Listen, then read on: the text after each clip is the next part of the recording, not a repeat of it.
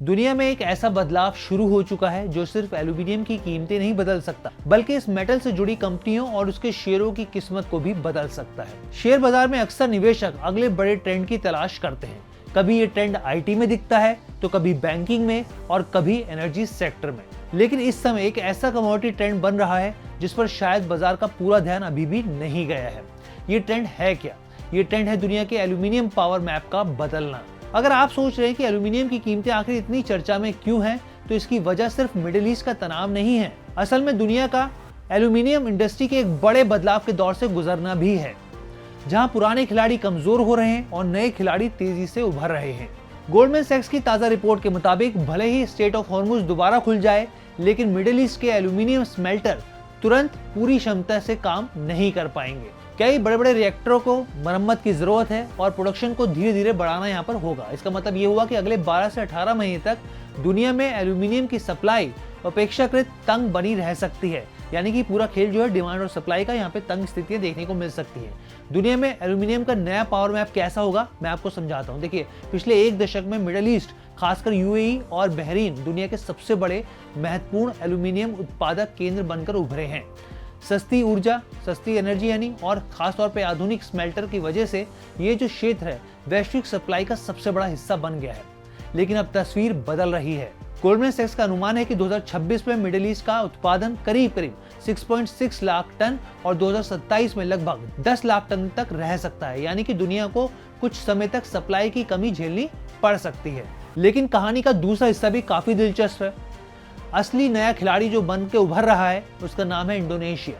अगर इस दशक में किसी देश को एल्यूमिनियम का नया सुपरस्टार कहा जाए तो वो इंडोनेशिया हो सकता है। इंडोनेशिया ने पहले निकेल इंडस्ट्री में दुनिया को चौंकाया था और अब यही मॉडल एल्यूमिनियम में भी लागू किया जा रहा है। गोल्डमैन सैक्स की रिपोर्ट के मुताबिक 2026 में इंडोनेशिया का एल्यूमिनियम उत्पादन 17 लाख टन तक पहुंच सकता है। 2027 में ये बढ़कर 29 लाख टन तक भी जा सकता है। इस साल अब तक देश का उत्पादन लगभग 89% बढ़ चुका है। अडारो, मोरोवली और वेडा बाय इंडोनेशिया के बड़े औद्योगिक और धातु उत्पादन केंद्र हैं। ये कंपनियां और इंडस्ट्रियल पार्क नए स्मेल्टर, रिफाइनरी और मेटल प्रोसेसिंग प्लांट लगा रहे हैं। इससे एल्यूमिनियम उत्पादन की क्षमता तेजी से बढ़ रही है। यानी कि मायने ये हुए कि जहां मिडिल ईस्ट सप्लाई खो रहा है, वहीं इंडोनेशिया उस खाली जगह को भरने की तैयारी कर रहा है। लेकिन ये याद रखिए, चीन अभी भी सबसे बड़ा खिलाड़ी है दुनिया के एल्यूमिनियम के बाजार में। चीन की ताकत अभी कम नहीं हुई है। रिपोर्ट ये बताती है कि चीन का उत्पादन 2027 तक 4.63 करोड़ टन तक पहुंच सकता है। कई एक्सपर्ट्स का मानना है कि चीन पहले ही अपने आधिकारिक क्षमता सीमा से काफी ज्यादा उत्पादन कर रहा है। यानी कि अगर दुनिया में कहीं भी सप्लाई की कमी पैदा होती है तो चीन और इंडोनेशिया मिलकर उसका बड़ा हिस्सा पूरा कर सकते हैं, उसको भर सकते हैं, उस गैप को। कीमतों पर अब असर क्या होगा इसका ये भी समझ लीजिए। देखिए, शॉर्ट टर्म में तस्वीर बुलिश दिख रही है। गोल्डमैन सैक्स की रिपोर्ट साफ तौर पर कहती है कि 2026 और 2027 के लिए एल्यूमिनियम कीमतों का अनुमान बढ़ा दिया गया है और वजह साफ है। वजह यह है कि मिडिल ईस्ट की सप्लाई जल्दी से वापस नहीं लौटती हुई दिख रही है, इसमें समय लगेगा। लेकिन यहाँ पे समझने वाली बात क्या है कि लंबी अवधि में ये तस्वीर बदल सकती है। यहाँ पे ट्रेंड चेंज हो सकता है। जैसे जैसे इंडोनेशिया और चीन की नई क्षमता बाजार में आएगी, एल्यूमिनियम में सरप्लस बनने की क्षमता साफ तौर पे देखने को मिलेगी। और यही वजह है कि गोल्डमैन सैक्स 2027 के बाद कीमतों को लेकर बहुत ज्यादा आशावादी नहीं दिख रहा है।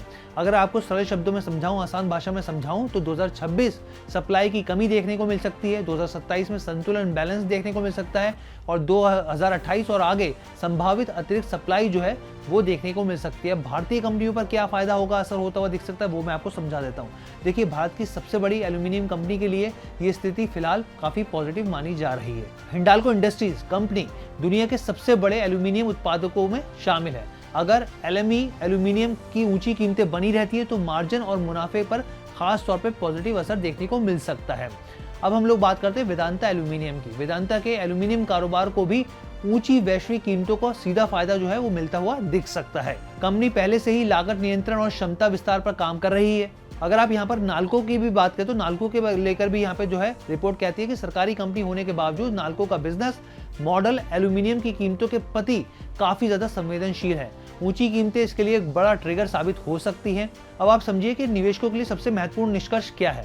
ये सिर्फ मिडिल ईस्ट संकट की कहानी नहीं है, ये दुनिया की एल्यूमिनियम इंडस्ट्री में शक्ति परिवर्तन की पूरी कहानी है।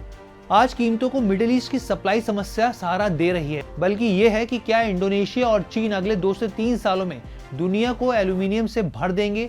अगर ऐसा होता है तो वर्तमान की तेजी भविष्य में अतिरिक्त सप्लाई के दबाव में बदल सकती है, लेकिन तब तक भारतीय एल्यूमिनियम कंपनियों के लिए अवसरों की खिड़की जो है, मौकों की जो खिड़की है, वो खुली रह सकती है।